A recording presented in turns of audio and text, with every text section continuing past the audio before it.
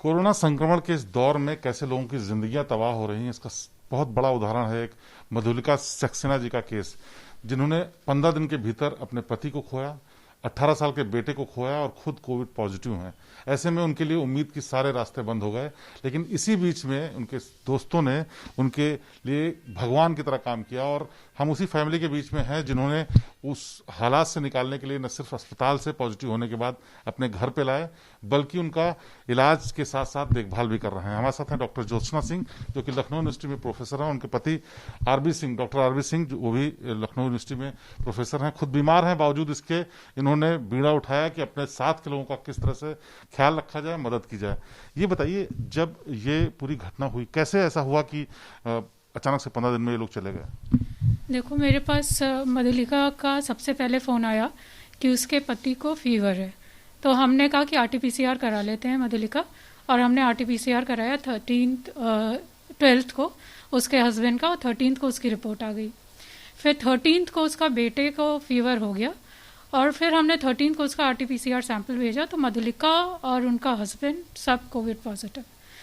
अब उसके हस्बैंड का ऑक्सीजन लेवल एक दिन कम होने लगा, 15th की बात है, और 15th को फिर उसको लेकर के वो एडमिट अकेले, क्योंकि वैन नहीं आ पाई, एम्बुलेंस नहीं आ पाई, तो वो अपने बेटे को अकेले घर में छोड़ करके गई उसको एडमिट कराने।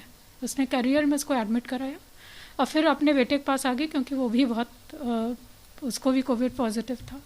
उसकी वो देखभाल कर रही थी।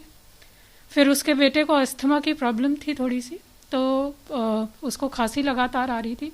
मेरे से रेगुलर फ़ोन कर रही थी कि ज्योत्सना, ये मेडिसिन नहीं मिल रही है, ये नहीं हो रहा है, कैसे करें। हमने कहा नहीं मधुलिका, इतना छोटा बच्चा है, थोड़ा धीरज रखो, सब ठीक हो जाएगा। रेगुलर बात कर रहे हैं। फिर उसने कहा नहीं ज्योत्सना, मैं एडमिट कराती हूँ, और उसने एक बेड चांस की बात एरा में अरेंज कर लिया और गई वहाँ पर, और उसने अपने बेटे का वहाँ पर टेस्ट कराकर बेटे को एडमिट कराया। अलग अलग एडमिट थे, ये खुद भी बीमार थी, कैसे ध्यान रख रही थी? तो उसने खुद को फिर एरा में ही एडमिट कराया, क्योंकि वो भी कोविड पॉजिटिव थी। बेटे के लिए वो भी एरा में एडमिट हुई, और दोनों माँ और बेटे एक जगह और फादर दूसरी जगह थे करियर में। बेटे को 19th को एडमिट कराया है, उस दिन उसका बर्थडे होता है, और 20th को उसके हस्बैंड के ना रहने की खबर आई। वो जब समय रंजन के ना रहने की खबर आई, उस समय मधुलिका ऐसी सिचुएशन में थी कि उसका बेटा क्रिटिकल था, बहुत क्रिटिकल था। तो वो अपने हस्बैंड की कोई सिचुएशन समझ पाती कि क्या करें क्या ना करें, वो अपने बेटे में लगी थी। मेरे को बस उसने एक मैसेज टाइप करके भेजा कि Ranjan is no more.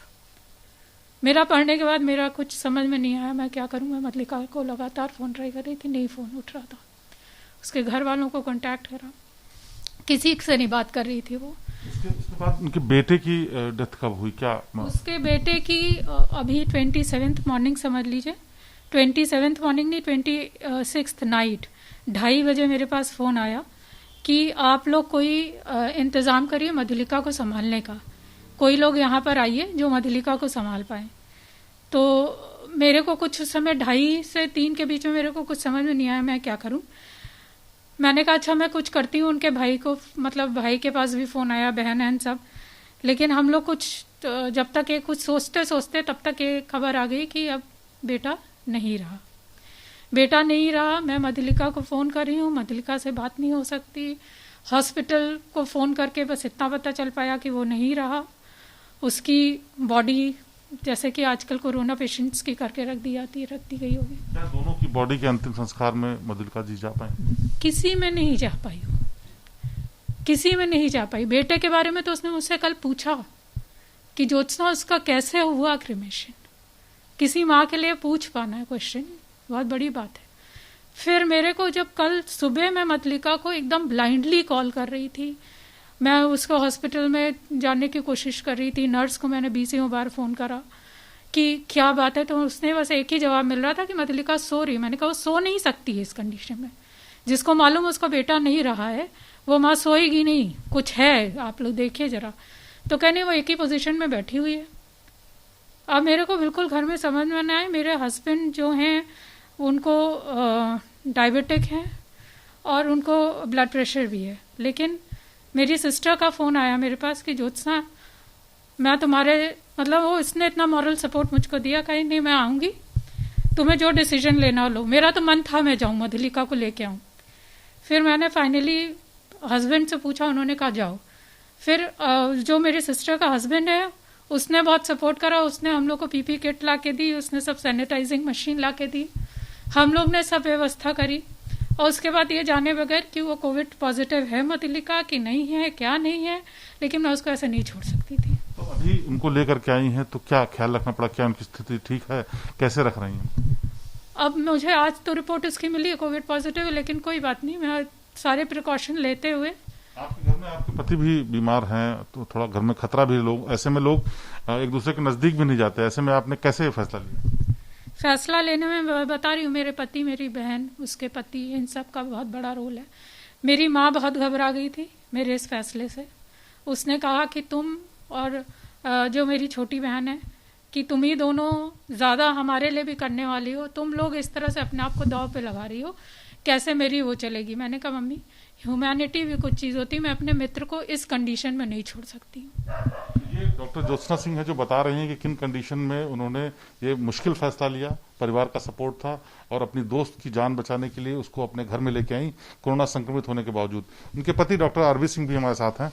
Sir, ये बताइए कि जिस तरह से ये मुश्किल बहुत फैसला होता है कि इस समय जब अपने ही लोग एकदम दूर चले जा रहे हैं, ऐसे में अपने मित्र की, पत्नी के मित्र को आपने आने का फैसला दिया, आप खुद भी बीमार हैं, तो कैसे, क्या आपके दिमाग में क्या ख्याल है? देखिए, दो बातें हैं। पहली चीज तो वो पत्नी की मित्र हैं और हमारे, अगर पत्नी, हमारी शादी के 25 साल हो गए तो 25 साल से मेरी भी उससे जान पहचान है, नंबर एक। नंबर दो, उसका कभी मित्र शब्द प्रयोग करना, मुझे लगता है कि जो हमारी पत्नी के घर वाले हैं, चाहे हमारी मदर इन लॉ है, बेटी की तरह समझती हैं। उसके यहाँ जो छोटी बहन है ज्योत्सना की, वो दीदी मधुलिका कहती हैं, तो उस तरह का तो संबंध है कि एक परिवार में है।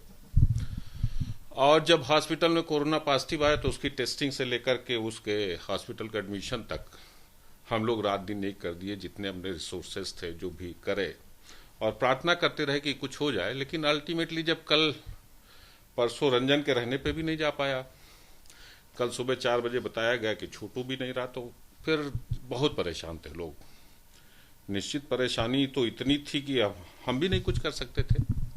सोचा कि बड़ा मुश्किल दौर है, इस मुश्किल दौर में ऐसे कदम जो लोग उठाते हैं, बड़ा वो भी मुश्किल होता है। क्या आप लोगों को इस बारे में कुछ कहना चाहेंगे कि लोगों को आना चाहिए मदद के लिए, इस तरह से सपोर्ट करना? नहीं, बिल्कुल आना चाहिए। अभी आज ही की घटना है, मैं कल एक न्यूज देख रहा था, पता चला कि आज तक चैनल में ही आ रही थी या किसी ट्वीट में आ रही थी कि कोई साइकिल में, गांव वाले एक साइकिल में अपनी लाश को, पत्नी की लाश को लेकर ढो रहा था। गांव वाले तैयार नहीं हुए थे उसको, कहीं की घटना है उत्तर प्रदेश की। तो मुझे लगा ये समाज मर रहा है। हमें लगता है अगर मैं कोमॉर्बिडी ना होती तो मैं सड़क पे होता और मैं हर हॉस्पिटल के सामने खड़ा होता। उसमें जो कुछ कर सकती है तो अपने परिवार की तरह लग रहा। मुझे लग रहा था कि अपना रिस्क है, ठीक है, हम जितनी भी प्रिकॉशंस हैं, जितना भी हमें जानकारी, हम लोग पढ़े लिखे हैं, समाज में बच्चों को तैयार करते हैं कि समाज के लिए खड़े हो, तो ये तो हमने किया है। हमने अपने जीवन भर यही किया कि समाज के लिए खड़े रहना, दूसरों के लिए खड़े रहना।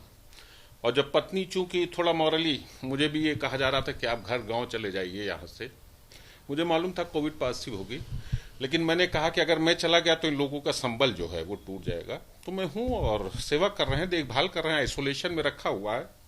लेकिन एक दयनीय स्थिति मुझे केवल एक खराब ये लगी कि आके पता चला मधुलिका, मतलब जो भी उसकी कंडीशन रही, थोड़ा इमोशनल हूं, उसके बाद भी बता रहा हूं, उसके साथ जो हश्र हुआ, उस हॉस्पिटल में उसका पर्स, उसका मोबाइल, उसके पैसे सब गायब हो गए। अब ये एक घटना किसी के साथ होती, सुबह 4 बजे से लेकर सुबह के 3:30 बजे, रात को 10 बजे हम डिस्चार्ज करा पाए। एक घूंट पानी नहीं देने वाला था। निश्चित हम नहीं जा सकते थे, हम इतने ट्रेंड नहीं है कि हम उस कोविड हॉस्पिटल के अंदर घुस जाके उसको अपनी गोदी में ले लें, ये हम नहीं कर सकते थे, हमारे पास उतनी ट्रेनिंग नहीं। लेकिन हॉस्पिटल अथॉरिटी इस समय भी इस मानवता में बहुत शर्मनाक करने वाली घटना है। मुझे लगता है, हमें हॉस्पिटल का नाम नहीं लूंगा, लेकिन अगर ये घटना उस हॉस्पिटल में हुई है, आज बेचारी चाह रही कि 2 फोटो ही देख ले अपने बेटे की, उसके पास कुछ नहीं, कोई नंबर नहीं, कोई कांटेक्ट नहीं। उस कमरे से बात करनी हो तो बेचारी हमसे कैसे बात करेगी, हमारे पास दूसरा मोबाइल नहीं कि उसको दे दें। तो इस तरह की हॉस्पिटल एडमिनिस्ट्रेशन के लिए क्या कहें, और इसके लिए अगर मुझे कुछ करना पड़े, मुझे लगता है दुखदायी। समाज, ये सरकार नहीं, ये समाज मर रहा है और मुझे इसको जिंदा रखना, ये मुझे कहना है। तो ये प्रोफेसर आरबी सिंह हैं और उनकी पत्नी जो कि बता रही हैं कैसे उन्होंने फैसला लिया मुश्किल, और इस मुश्किल घड़ी में भी इन्होंने कोविड पेशेंट को यहाँ रखने का फैसला लिया, लेकिन जिस अस्पताल में इलाज हो रहा था वहां पर क्या सलूक हुआ।